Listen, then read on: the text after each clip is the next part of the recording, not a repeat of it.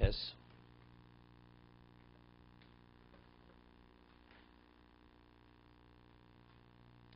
It said, quoted the Gemara in the Sota, Odom, the word Odom is an acronym. Ephid Dam Moro. So he explained that man is made up of the four elements. So each letter of Odom corresponds to one of the elements, and in conjunction, that's the fourth element. That's where we left off yesterday in the Maharal. Remember? Okay. First column, just the beginning of it. Ki mimnei Odom, the fourth line. Ki she'odom ein bo rak efer. Ki mimnei she'odom ein bo rak efer zeu habusha. Nei she'odom yisodu dam zeu asircho. Okay. He says, what is the shame? What are you made of? What are you made of? You're made of dirt. What is the essence when we spell life? Life is blood. Right? Damo and nefesh. The life source is the blood. You can't live without blood. So when we say something becomes putrid, it decomposes, it rots. Right? Dirt, dust doesn't decompose. Dust is dust. It's because the life decomposes. Anything that has life decomposes. That's sirchom. Neisha odom yisodu damu hu sirchom. Neki yisodu hu moro zehu arimo k'moshis bayer. No, ash means easy. We see in the Torah that afer and ofer are interchangeable. Afer doesn't have to mean ash. We're talking about dust. No, afer doesn't mean ash here. It means dust. Dust is dust. I mean, it doesn't decompose. The blood, because it's life, that decomposes. It becomes putrid when it starts rotting. Okay? What's moro? Ze'asirchom, 1 second. Then he says, moro ze'arimo, k'moshis bayer, ki amora mara ki achriso rimo. Mora it means gall, it means bitterness. Because ultimately, what's the bitterness? The bitterness is that the body is food for the maggots and for the worms. Mora says in Brochos that rimo lebosa ames kemachet lebosa achai. That the maggot to the flesh of the corpse is like putting a pin into living flesh. Whatever that means. It doesn't mean physical pain. Whatever pain is, decomposition is part of what? That's part of kapora. That's part of the atonement. It's part of a suffering process. It's mora. Mora, the bitterness is because ultimately the person's subject to rima. Is subject to the maggots and the worms. It says, if you consider three things, you'll never sin. Mayim bosel, lo nato holech, niato oset litin de cheshbon. Where do you come from? What it says, and where are you going? Mokum offer rima v'toleah. Let's say you're going to a mokum offer. You're going into the grave, right? That's enough to humble you, right? The whole idea, if you're humble to that degree, you won't sin. So let's say, onato holech lo mokum offer. The Mishnah should stop right there. What do I say? Offer mokum rima v'toleah. A location of worms and maggots. What do we say? What do we have to talk about? Wait, you mean the grave is not enough? So you see, no. The grave is not the problem. It's because what's going to happen in the grave. So what is moro? I mean, it's what you see from the Mishnah. No, but I say, what scares you? It's not enough to lie just a corpse in the ground.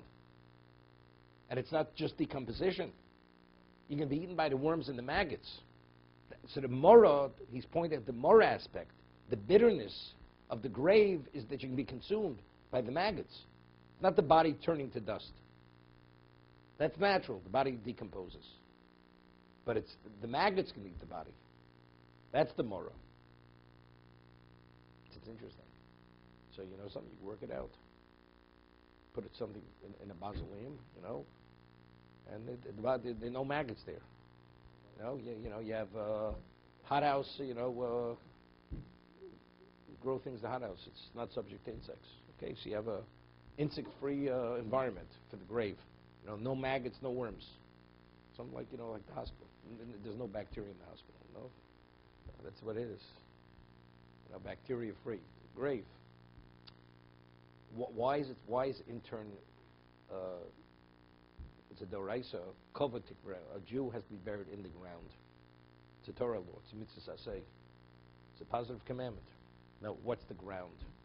So you'd say, because it says, Hashem says, Elofa toshuv. You came from the earth, you're going to go back to the earth. So you have to go back into the ground. But it's more than that. What is the decomposition of the body? That's part of the kapora. Right? If a person doesn't have kapora, what's the value? The whole idea ultimately is to come out complete. So the process of the grave in the ground is Rima V'Tolea. Because that's its location, that's part of that is the neshama, the purging process is Gehenna. For the body, because they're partners, right? They were partners in crime, so to say. Right? The Midrash says that there was a blind man and there was a person who was an amputee. So they said, something? The blind man says, I know the king has a special orchard. Let's go we'll steal fruit from the king's orchard. So the blind man said, but I can't see.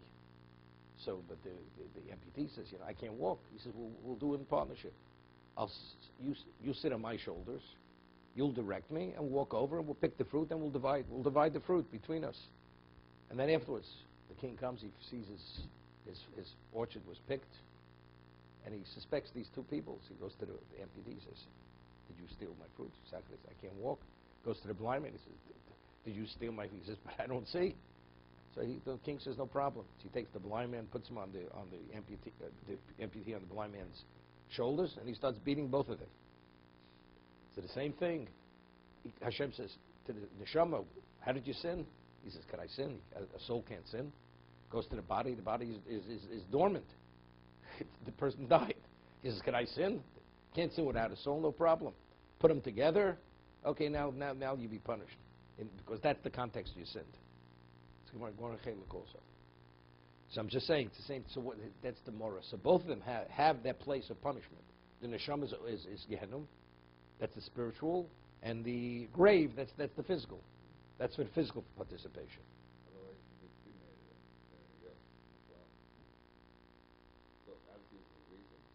Cremation, you can't imagine the tsar, the pain. We don't relate to it. Like we can't relate to the maggot eating the body.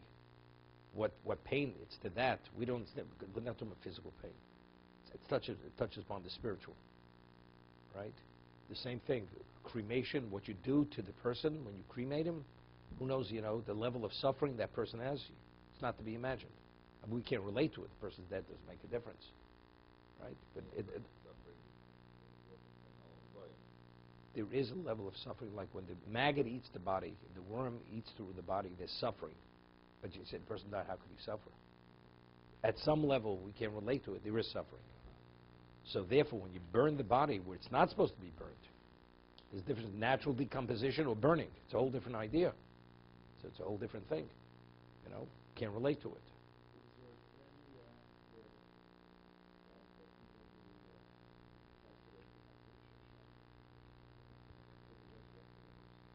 No, doesn't say that.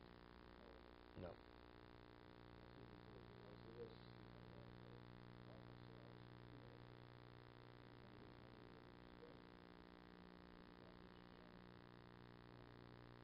See, they were. No. There's no liability there. There's no liability. Right. Yeah.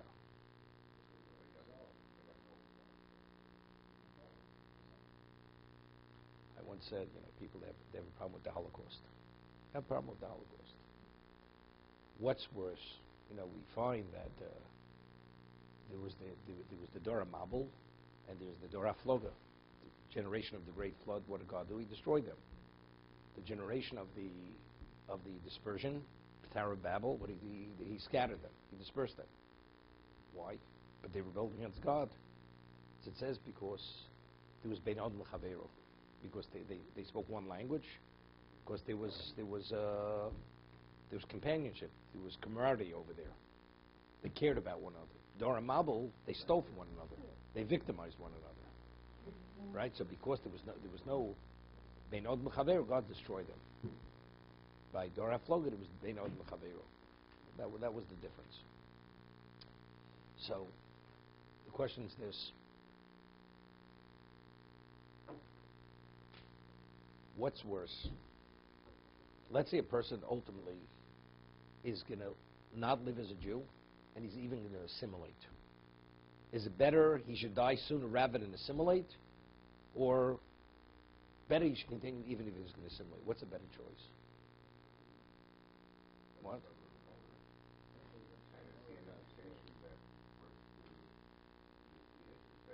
Yeah, but there you'd say they will commit murder. So it's also, he's going to commit murder. So better put him to death now, rather he'll be a murder, he'll be killed in either case. There's going to be killed in either case. I'm asking a different kind of question. Better to die now, even to be killed, rather than to become a heretic or to assimilate and to be gone. To be gone forever. What's a better choice?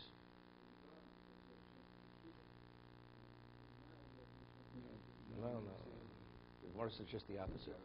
The Gemara says in Avodah Zarah, that if a person was truly an idolater, and he does tshuva, God will take him. Why? Because a person who's really a devout pagan, ultimately he's going back. He's going back to be the pagan. It's only a temporary state. That the tshuva, that he's able to develop tshuva, ultimately there's an inner yearning for that. He's going back there. Therefore, God takes him as a tzaddik, doesn't let him go back to be the pagan. It's more Avodah Zarah. What? So I'm saying there's a Holocaust. 6 million Jews died. Take a look. 75% assimilation rate in the United States. Okay. What's better?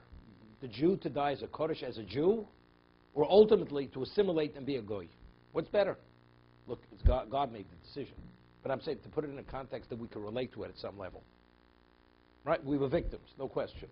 There's no question it's kapara, all that. But seeing what happened and what's happening now. So, every book will call it a spiritual Holocaust. I mean, that it's an understatement, is what it is. Spiritual Holocaust. But like we say, cremation. If the maggot is considered mora, so what's cremation? Cremation is not mora. It's not bitter. To be continued. Doesn't make it. Look, only God knows. Only God knows.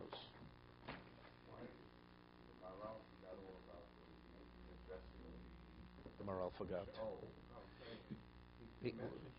We're not there yet. Rome wasn't built in a day, right? Look, when you have an undergraduate degree in engineering, you don't have a PhD in engineering. Okay.